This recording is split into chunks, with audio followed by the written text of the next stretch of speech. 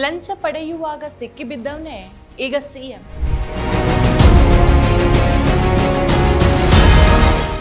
ಸುವೆಂದು ಈಗ ಸಿಎಂ. ಬಂಗಾಳದ ರಾಜಕೀಯದ ಕರಾಳ ದಿನ.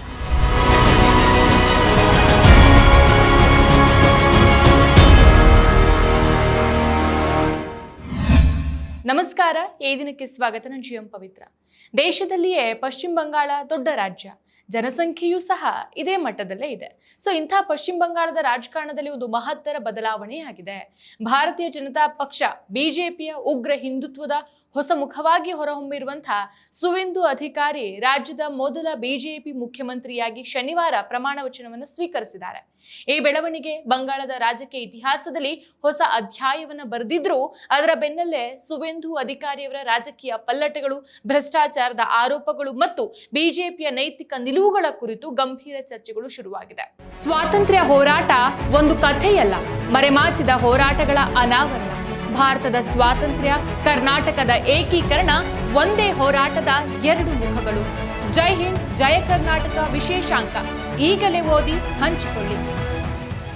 ಸುವೆಂದು ಅಧಿಕಾರಿ ಕಾಂಗ್ರೆಸ್ನಿಂದ ಕೇಸರಿ ಪಾಳೆಯದವರೆಗೆ.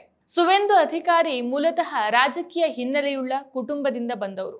ಇವರ ರಾಜಕೀಯ ಜೀವನ ಆರಂಭವಾಗಿದ್ದು ಭಾರತೀಯ ರಾಷ್ಟ್ರೀಯ ಕಾಂಗ್ರೆಸ್ ಮೂಲಕ. ಅಪ್ಪಟ ಕಾಂಗ್ರೆಸ್ಸಿಗನಾಗಿ ಗುರುತಿಸಿಕೊಂಡಿದ್ದಂತಹ ಸುವೆಂದು ನಂತರ ಮಮತಾ ಬ್ಯಾನರ್ಜಿಯವರ ತೃಣಮೂಲ ಕಾಂಗ್ರೆಸ್ ಟಿಎಂಸಿಗೆ ಸೇರ್ತಾರೆ.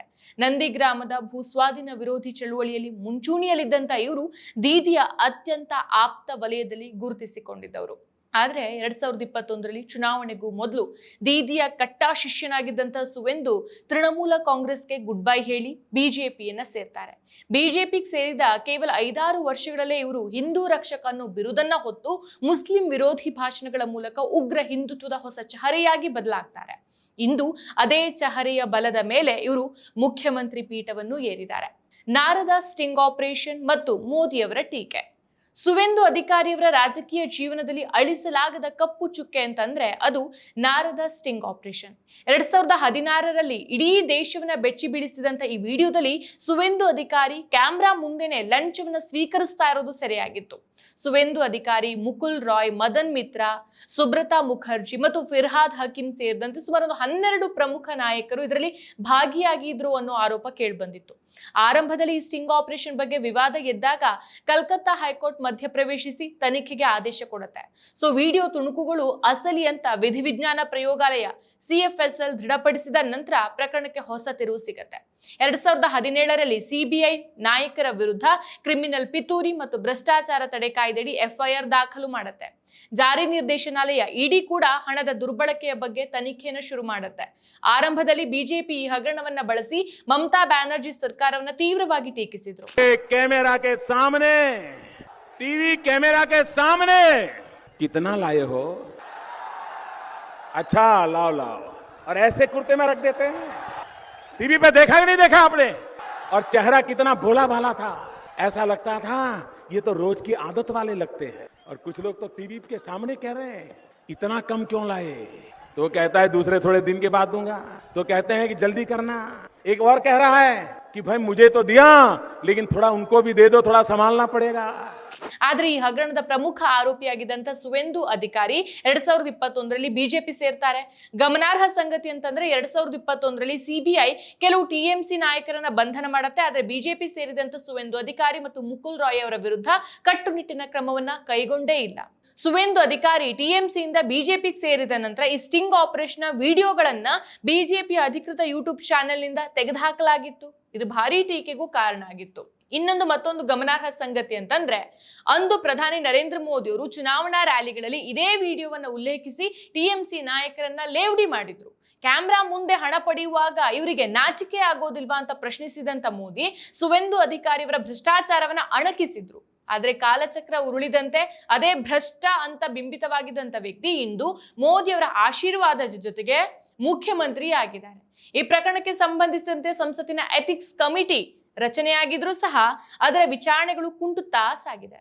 ತನಿಖಾ ಸಂಸ್ಥೆಗಳು ಇಂದಿಗೂ ಪ್ರಕರಣದ ಆಳವಾದ ತನಿಖೆ ನಡೆಸ್ತಾ ಇದೆ ಅಂತ ಹೇಳ್ತವೆ. ಆದ್ರೂ ಸಹ ರಾಜಕೀಯ ಲಾಭ ನಷ್ಟದ ಆಧಾರದ ಮೇಲೆ ಬಂಧನಗಳು ಮತ್ತು ವಿಚಾರಣೆಗಳು ನಡೀತಾ ಇದೆ. ಹೀಗಾಗಿ ನಾರದ ಹಗರಣ ಕೇವಲ ಭ್ರಷ್ಟಾಚಾರದ ಪ್ರಕರಣವಾಗಿಲ್ಲದೆ ಭಾರತೀಯ ರಾಜಕಾರಣದಲ್ಲಿ ನೈತಿಕತೆ ಮತ್ತು ಅಧಿಕಾರಕ್ಕಾಗಿ ಸಿದ್ಧಾಂತಗಳ ಬದಲಾವಣೆಯ ಸಾಕ್ಷಿಯಾಗಿ ಇತಿಹಾಸದಲ್ಲಿ ಉಳ್ಕೊಂಡ್ಬಿಟ್ಟಿದೆ.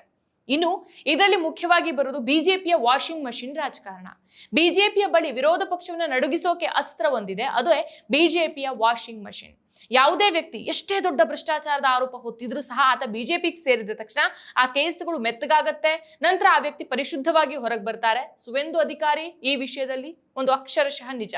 2016 ಸುವೇಂದು ಅಧಿಕಾರಿ ಲಂಚ ಪಡೆಯುವ ವಿಡಿಯೋವನ್ನ ಮೋದಿ ಮತ್ತು ಬಿಜೆಪಿ ಟೀಕಿಸುತ್ತೆ. 2021ರಲ್ಲಿ ಸುವೇಂದು ಅಧಿಕಾರಿ ಬಿಜೆಪಿ ಸೇರ್ತಾರೆ. 2021ರಿಂದ 26ರ ತನಕ 5 ವರ್ಷಗಳ ಕಾಲ ಬಿಜೆಪಿಯನ್ನು ವಾಷಿಂಗ್ ಮಷಿನ್ ನಲ್ಲಿ ಅಧಿಕಾರಿಯ ಇಮೇಜ್ ಅನ್ನು ಸ್ವಚ್ಛಗೊಳಿಸುವ ಪ್ರಕ್ರಿಯೆ ನಡೆಯುತ್ತೆ. 2026ರಲ್ಲಿ 10 ವರ್ಷಗಳ ಹಿಂದೆ ಯಾವ ವ್ಯಕ್ತಿಯನ್ನ ಭ್ರಷ್ಟ ಅಂತ ಮೋದಿ ಕರೆದಿದ್ರೋ ಇಂದು ಅದೇ ವ್ಯಕ್ತಿಯನ್ನ ಬಂಗಾಳದ ಆಡಳಿತದ ಚುಕ್ಕಾಣಿ ಹಿಡಿಯೋಕೆ ನೇಮಿಸ್ತಾರೆ. 10 ವರ್ಷಗಳ ಹಿಂದೆ ಲಂಚದ ಪ್ರಕರಣದಲ್ಲಿ ತನಿಖೆ ಎದುರಿಸಬೇಕಾಗಿದ್ದಂತ ಒಬ್ಬ ವ್ಯಕ್ತಿ ಇಂದು ಅದೇ ವ್ಯವಸ್ಥೆಯ ಮುಖ್ಯಸ್ಥರಾಗಿರೋದು ಬಿಜೆಪಿಯ ರಾಜಕೀಯ ನೈತಿಕತೆಯನ್ನ ಪ್ರಶ್ನಿಸುವಂತೆ ಮಾಡಿದೆ. ಹಿಂದುತ್ವದ ಮುಖವಾಡ ಮತ್ತು ಮತಗಳ ಧ್ರುವೀಕರಣ. ಸುವೇಂದು ಅಧಿಕಾರಿ ಟಿಎಂಸಿಯಲ್ಲಿ ಇದ್ದಾಗ ಜಾತ್ಯತೀತ ಮೌಲ್ಯಗಳ ಬಗ್ಗೆ ಮಾತಾಡ್ತಾ ಇದ್ರು. ಆದ್ರೆ ಬಿಜೆಪಿಗೆ ಬಂದ ನಂತರ ಅವರ ಭಾಷೆ ಸಂಪೂರ್ಣವಾಗಿ ಬದಲಾಗುತ್ತೆ. ಅಲ್ಪಸಂಖ್ಯಾತ ಸಮುದಾಯದ ವಿರುದ್ಧ ದ್ವೇಷದ ಕಿಡಿ ಉಗುಳುವಂತ ಮೂಲಕ ಬಹುಸಂಖ್ಯಾತ ಮತಗಳನ್ನ ಕ್ರೋಢೀಕರಿಸೋದು ಅವರ ಮುಖ್ಯ ತಂತ್ರವಾಗತ್ತೆ. ಬಂಗಾಳದಂತಹ ಸಾಂಸ್ಕೃತಿಕವಾಗಿ ಶ್ರೀಮಂತ ಮತ್ತು ವೈವಿಧ್ಯಮಯ ರಾಜ್ಯದಲ್ಲಿ ಮುಸ್ಲಿಂ ವಿರೋಧಿ ಅಸ್ತ್ರವನ್ನ ಬಳಸಿ ಅಧಿಕಾರಕ್ಕೆ ಏರೋದು ಅಲ್ಲಿನ ಸಾಮಾಜಿಕ ಸಾಮರಸ್ಯದ ಮೇಲೆ ಯಾವ ಪರಿಣಾಮವನ್ನ ಬೀರಬಹುದು ಅನ್ನೋ ಆತಂಕ ಈಗ ಸೃಷ್ಟಿಯಾಗಿದೆ. ಸುವೇಂದು ಅವರ ಈ ರೂಪಾಂತರ ಅಧಿಕಾರಕ್ಕಾಗಿ ಸಿದ್ಧಾಂತಗಳನ್ನ ಹೇಗ್ ಬೇಕಾದ್ರೂ ಬದಲಿಸಬಹುದು, ಹೇಗ್ ಬೇಕಾದ್ರೂ ತಮ್ಮ ಸಿದ್ಧಾಂತಗಳನ್ನ ಕೊಲೆ ಮಾಡಬಹುದು ಅನ್ನೋದಕ್ಕೆ ಸಾಕ್ಷಿ. ಇನ್ನು ಭಾರತೀಯ ಜನತಾ ಪಕ್ಷ ಯಾವಾಗ್ಲೂ ಸಹ ತನ್ನನ್ನು ತಾನು ಶಿಸ್ತಿನ ಸಿಪಾಯಿಗಳ ಪಕ್ಷ, ಭ್ರಷ್ಟಾಚಾರ ಮುಕ್ತ ಭಾರತದ ಹರಿಕಾರ ಅಂತ ಕರೆದುಕೊಳ್ಳುತ್ತೆ. ಆದ್ರೆ ಕಳೆದ 10 ವರ್ಷಗಳ ರಾಜಕೀಯ ಪಲ್ಲಟಗಳನ್ನ ಗಮನಿಸಿದ್ರೆ ಪಕ್ಷದ ಈ ಮಾತುಗಳಿಗೂ ಮತ್ತು ಕೃತಿಗೂ ಅಜಗಜಾಂತರ ವ್ಯತ್ಯಾಸ ಇರೋದು ಎದ್ದು ಕಾಣಿಸುತ್ತೆ. ಪ್ರತಿಪಕ್ಷದ ನಾಯಕರ ಮೇಲೆ ಭ್ರಷ್ಟಾಚಾರದ ಆರೋಪ ಬಂದಾಗ ಗುಡುಗುವಂತ ಬಿಜೆಪಿ ಅದೇ ನಾಯಕರು ಕೇಸರಿ ಶಾಲನ್ನ ಹೊದ್ದು ತಮ್ಮ ಪಕ್ಷಕ್ಕೆ ಬಂದ ಕೂಡಲೇ ಅವರ ಪಾಪಗಳನ್ನೆಲ್ಲಾ ತೊಳೆದು ಪವಿತ್ರಗೊಳಿಸುವಂತ ಅದ್ಭುತ ಮಾಯಾಜಾಲವನ್ನ ಪ್ರದರ್ಶಿಸ್ತಾ ಇದೆ. ಇದನ್ನೇ ಇಂದು ದೇಶದ ಜನತೆ ಬಿಜೆಪಿ ವಾಷಿಂಗ್ ಮಷಿನ್ ರಾಜಕಾರಣ ಅಂತ ವ್ಯಂಗ್ಯವಾಡ್ತಿದ್ದಾರೆ. ಬಿಜೆಪಿಯ ಹಿಪೋಕ್ರಸಿ ಎಷ್ಟು ಭೀಕರವಾಗಿದೆ ಅಂತಂದ್ರೆ ಯಾವ ನಾಯಕರನ್ನ ಪ್ರಧಾನಿ ನರೇಂದ್ರ ಮೋದಿ ಅವರು ವೇದಿಕೆಗಳ ಮೇಲೆ ಭ್ರಷ್ಟರು ಅಂತ ಜರೆದಿದ್ರೋ ಇಂದು ಅಂಥವರೇ ಆಯಾ ರಾಜ್ಯಗಳಲ್ಲಿ ಬಿಜೆಪಿಯ ಆಧಾರ ಸ್ತಂಭಗಳಾಗಿದ್ದಾರೆ. ಇಂಥ ಹಲವಾರು ಉದಾಹರಣೆಗಳು ನಮ್ಮ ಮುಂದಿದೆ. ಮೊದಲೇದು ಅಜಿತ್ ಪವಾರ್. ಎನ್ಸಿಪಿ ನಾಯಕರಾಗಿದ್ದಂತ ಇವರ ಮೇಲೆ ಸುಮಾರು 70,000 ಕೋಟಿ ರೂಪಾಯಿಗಳ ನೀರಾವರಿ ಹಗರಣದ ಆರೋಪ ಇತ್ತು. ಬಿಜೆಪಿ ಇವರನ್ನ ಅತಿ ದೊಡ್ಡ ಭ್ರಷ್ಟ ಅಂತ ಕರೆದಿತ್ತು. 2023ರಲ್ಲಿ ಇವರು ಶಿವಸೇನೆ ಬಿಜೆಪಿ ಮೈತ್ರಿ ಸರ್ಕಾರಕ್ಕೆ ಬೆಂಬಲ ನೀಡಿ ಉಪಮುಖ್ಯಮಂತ್ರಿ ಆದ್ರು. ಇವರು ಸರ್ಕಾರ ಸೇರಿದಂತ ಕೆಲವೇ ದಿನಗಳಲ್ಲಿ ಇಡಿ ತನಿಖೆ ಏನಾಗಿದೆ ಅನ್ನೋ ಮಾಹಿತಿ ಇಲ್ಲಿ ತನಕನೂ ಇಲ್ಲ. Next one Himanta Biswa Sarma. ಕಾಂಗ್ರೆಸ್ ಅಲ್ಲಿದ್ದಾಗ ಇವರ ಮೇಲೆ ಶಾರದಾ ಚಿಟ್ ಫಂಡ್ ಹಗರಣ ಮತ್ತು ಲೂಯಿಸ್ ಬರ್ಗರ್ ಲಂಚ ಪ್ರಕರಣದ ಆರೋಪ ಇತ್ತು. ಬಿಜೆಪಿ ಆಗ ಇವರ ವಿರುದ್ಧ ಕಿರು ಪುಸ್ತಕವನ್ನೇ ಬಿಡುಗಡೆ ಮಾಡಿತ್ತು. 2015ರಲ್ಲಿ ಇವರು ಬಿಜೆಪಿಗೆ ಸೇರ್ತಾರೆ. ಬಿಜೆಪಿ ಸೇರಿದಂತ ಇವರ ವಿರುದ್ಧದ ತನಿಖೆಗಳು ಪ್ರಗತಿ ಕಾಣಲಿಲ್ಲ. ಇಂದು ಇವರು ಅಸ್ಸಾಂನ ಮುಖ್ಯಮಂತ್ರಿ ಆಗಿದ್ದಾರೆ ಮತ್ತು ಬಿಜೆಪಿಯ ಪ್ರಭಾವಿ ನಾಯಕರಾಗಿದ್ದಾರೆ. Next one Narayan Rane. ಶಿವಸೇನೆ ಮತ್ತು ಕಾಂಗ್ರೆಸ್ ಅಲ್ಲಿದ್ದಾಗ ಇವರ ಮೇಲೆ ಹಣ ವರ್ಗಾವಣೆ ಮತ್ತು ಭೂ ಹಗರಣದ ಆರೋಪಗಳಿತ್ತು. ಇಡಿ ಇವರ ಕಂಪನಿಗಳಿಗೆ ನೋಟಿಸ್ ಕೊಟ್ಟಿತ್ತು. ಇವರು 2019ರಲ್ಲಿ ಬಿಜೆಪಿಗೆ ಸೇರ್ತಾರೆ. ಬಿಜೆಪಿಗೆ ಸೇರಿದ ನಂತರ ಇವರ ಮೇಲಿನ ಕೇಂದ್ರ ತನಿಖಾ ಸಂಸ್ಥೆಗಳ ಒತ್ತಡ ಮಾಯ ಆಗತ್ತೆ. ನಂತರ ಇವರು ಕೇಂದ್ರ ಸಚಿವರು ಆದ್ರು. Next one Praful Patel. NCP ನಾಯಕರಾಗಿದ್ದಂತ ಇವರ ಮೇಲೆ ಏರ್ ಇಂಡಿಯಾ ಹಗರಣ ಮತ್ತು ಭೂಗತ ಮಾಫಿಯಾದ ಲಿಂಕ್ ಇರುವಂತಹ ಆಸ್ತಿ ಖರೀದಿ ಆರೋಪ ಇತ್ತು. ಇಡಿ ಅವರ ಆಸ್ತಿಗಳನ್ನ ಜಪ್ತಿ ಮಾಡಿತ್ತು. ಅಜಿತ್ ಪವಾರ್ ಅವರ ಜೊತೆ ಇವರು ಸಹ ಬಿಜೆಪಿ ಮೈತ್ರಿಕೂಟ ಸೇರಿದ್ರು. ಇತ್ತೀಚೆಗೆ ಸಿಬಿಐ ಇವರ ವಿರುದ್ಧ ಏರ್ ಇಂಡಿಯಾ ಭ್ರಷ್ಟಾಚಾರದ ಪ್ರಕರಣದಲ್ಲಿ ಕ್ಲೋಸರ್ ರಿಪೋರ್ಟ್ ಅಂದ್ರೆ ಪ್ರಕರಣದ ಮುಕ್ತಾಯ ವರದಿಯನ್ನ ಸಲ್ಲಿಸಿದೆ. So end. Next one Ashok Chauhan. ಮಾಜಿ ಕಾಂಗ್ರೆಸ್ ಮುಖ್ಯಮಂತ್ರಿ. ಇವರ ಮೇಲೆ ಆದರ್ಶ್ ಹೌಸಿಂಗ್ ಹಗರಣದ ಆರೋಪ ಇತ್ತು. ಈ ಪ್ರಕರಣ ಸುಪ್ರೀಂ ಕೋರ್ಟ್ ವರೆಗೂ ಹೋಗಿತ್ತು. 2024ರ ಲೋಕಸಭಾ ಚುನಾವಣೆಗೂ ಮೊದಲು ಬಿಜೆಪಿ ಸೇರ್ತಾರೆ. ಇವರು ಬಿಜೆಪಿ ಸೇರಿದ ತಕ್ಷಣನೇ ಇವರಿಗೆ ರಾಜ್ಯಸಭಾ ಟಿಕೆಟ್ ಕೂಡ ಕೊಡಲಾಯಿತು ಮತ್ತು ಹಳೆಯ ಪ್ರಕರಣಗಳು ಮುಚ್ಚೋಯ್ತು. ಇತ್ತೀಚಿನ ಒಂದು ವರದಿ ಪ್ರಕಾರ 2014ರ ನಂತರ ವಿರೋಧ ಪಕ್ಷಗಳಿಂದ ಬಿಜೆಪಿ ಸೇರಿದಂತೆ 25 ಪ್ರಮುಖ ನಾಯಕರ ಪೈಕಿ 23 ನಾಯಕರ ಮೇಲಿನ ಪ್ರಕರಣಗಳು ಬಿಜೆಪಿ ಸೇರಿದ ಮೇಲೆ ಸೈಲೆಂಟ್ ಆಗಿದೆ. ಅದರಲ್ಲಿ 3 ಪ್ರಕರಣಗಳನ್ನ ಸಂಪೂರ್ಣವಾಗಿ ಮುಚ್ಚಾಕಲಾಗಿದೆ. ಉಳಿದ ಪ್ರಕರಣಗಳಲ್ಲಿ ಯಾವುದೇ ಚಾರ್ಜ್ ಶೀಟ್ ಸಲ್ಲಿಕೆ ಆಗಲಿಲ್ಲ ಅಥವಾ ತನಿಖೆನೇ ನಡೀತಾ ಇಲ್ಲ ಅಥವಾ ತನಿಖೆನೇ ಸ್ಟಾಪ್ ಆಗಿ ಹೋಗ್ಬಿಟ್ಟಿದೆ. ಈಗ ಬರೋದು ಹಿಪೋಕ್ರಸಿಯ ಪರಾಕಾಷ್ಠೆ. ಬಿಜೆಪಿ ಭ್ರಷ್ಟಾಚಾರ ಮುಕ್ತ ಭಾರತದ ಬಗ್ಗೆ ಮಾತಾಡುತ್ತೆ, ಆದ್ರೆ ಸುವೇಂದು ಅಧಿಕಾರಿ ಅವರ ನೇಮಕ ಪಕ್ಷದ ಆಂತರಿಕ ವಿರೋಧಾಭಾಸಗಳನ್ನು ಎತ್ತಿ ತೋರಿಸುತ್ತೆ. ಒಂದ್ ಕಡೆ ಭ್ರಷ್ಟಾಚಾರದ ವಿರುದ್ಧ ಹೋರಾಟ ಅಂತ ಹೇಳ್ತಾ, ಮತ್ತೊಂದ್ ಕಡೆ ಸ್ಟಿಂಗ್ ಆಪರೇಷನ್ ನಲ್ಲಿ ಸಿಕ್ಬಿದ್ದಂತ ವ್ಯಕ್ತಿಗೆ ಮುಖ್ಯಮಂತ್ರಿ ಪಟ್ಟ ಕಟ್ಟೋದು ಹಿಪೋಕ್ರಸಿ ಅಲ್ಲದೆ ಮತ್ತಿನ್ನೇನು. ತನಿಖಾ ಸಂಸ್ಥೆಗಳಾದ ಇಡಿ, ಸಿಬಿಐ ನಾರದ ಹಗರಣಗಳನ್ನ ತನಿಖೆ ಮಾಡ್ತಾ ಇದ್ರೂ ಸಹ ಸುವೇಂದು ಬಿಜೆಪಿ ಸೇರಿದ ನಂತರ ಆ ತನಿಖೆಯ ವೇಗ ಕುಂಠಿತ ಆಗೋದು ಎಲ್ರಿಗೂ ತಿಳಿದಿರೋ ಸತ್ಯ. ಪಶ್ಚಿಮ ಬಂಗಾಳದ ರಾಜಕೀಯದಲ್ಲಿ ಸುವೇಂದು ಅಧಿಕಾರಿಗೆ ಅತ್ಯಂತ ಪ್ರಭಾವಿ ವ್ಯಕ್ತಿ. ಆದ್ರೆ ಅವರ ಈ ಏಳಿಗೆ ಹಲವಾರು ಪ್ರಶ್ನೆಗಳನ್ನ ಬಿಟ್ಟು ಹೋಗಿದೆ. 10 ವರ್ಷಗಳ ಹಿಂದೆ ಯಾರನ್ನ ಭ್ರಷ್ಟರು ಅಂತ ಮೋದಿ ಜರೆದಿದ್ರೋ, ಇಂದು ಅವರನ್ನೇ ಅಪ್ಪಿಕೊಳ್ಳುವ ಮೂಲಕ ಬಿಜೆಪಿ ತನ್ನ ಪರಿಶುದ್ಧ ರಾಜಕಾರಣದ ದಾರಿಯಿಂದ ದೂರ ಸರಿದಿದೆ. ಅಧಿಕಾರಕ್ಕಾಗಿ ಭ್ರಷ್ಟಾಚಾರದ ಆರೋಪಗಳನ್ನ ಮರೆತು ಧರ್ಮದ ಹೆಸರಲ್ಲಿ ಜನರನ್ನ ವಿಭಜಿಸುವ ತಂತ್ರಗಾರಿಕೆಯೇ ಬಿಜೆಪಿಯ ಮೂಲ ಮಂತ್ರವಾಗೋಗ್ಬಿಟ್ಟಿದೆ. ಸುವೇಂದು ಅಧಿಕಾರಿ ಅವರ ಪ್ರಮಾಣ ವಚನ ಸ್ವೀಕಾರ ಕೇವಲ ಒಬ್ಬ ವ್ಯಕ್ತಿಯ ಅಧಿಕಾರ ಸ್ವೀಕಾರ ಅಲ್ವೇ ಅಲ್ಲ, ಅದು ಭಾರತೀಯ ರಾಜಕಾರಣದ ನೈತಿಕತೆಯ ಕುಸಿತದ ಪ್ರತಿಬಿಂಬನೂ ಹೌದು.